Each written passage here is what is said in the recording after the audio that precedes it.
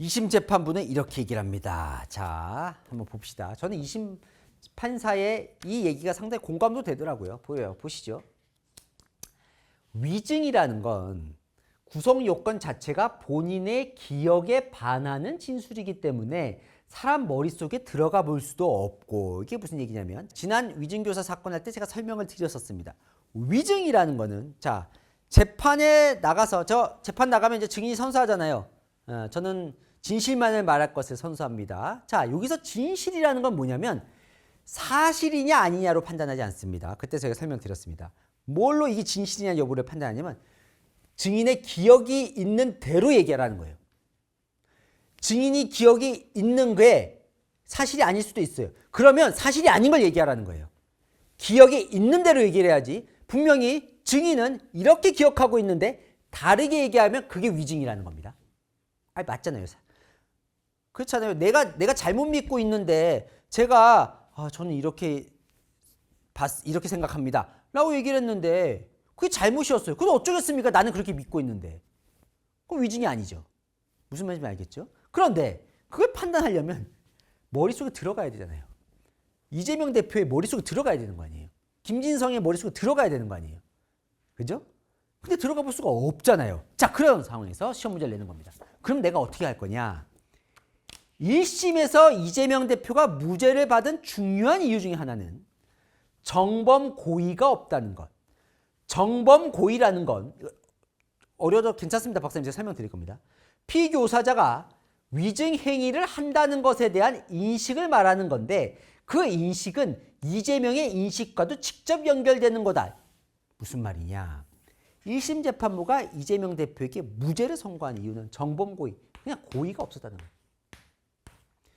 위증을 시키려고 하는 생각 자체가 없었다. 작심하고 내가 시킨 게 아니라 뭐 결과적으로 그게 위증으로 이어졌는지 모르지만 이재명 대표 입장에서는 고의로 위증을 시킬 생각이 없어 보인다는 겁니다. 그래서 무죄가 난 거예요.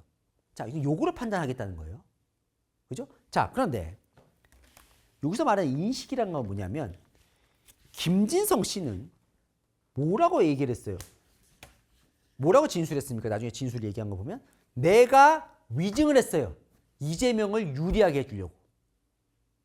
본인은 그게 위증이라는 걸 알았어요. 위증 인식이 있었던 거죠. 자, 그러면 이재명 대표가 당시의 통화가 내가 이 사람 김진성에게 지금 위증을 시키고 있어 라는 인식이 있었을까 없었을까?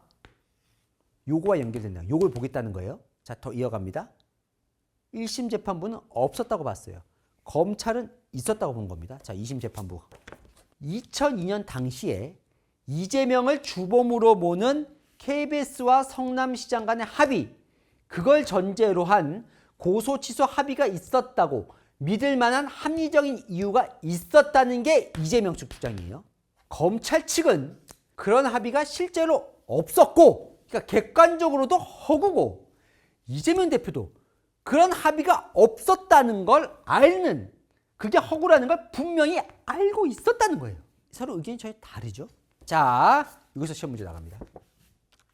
그래서 2002년 이재명 당시 변호사가 어떤 인식을 갖고 있었느냐가 이 사건 출발점이자 핵심 내용입니다. 그 부분에 집중해서 설명 설득하고 자료 추가 제출을 해주세요라고 검찰과 이재명 대표 측에 얘기를 한 겁니다. 자, 무슨 얘기예요? 지금 2심 재판부는 이때를 보겠다는 거예요. 시기 정해줬어요. 언제? 2002년.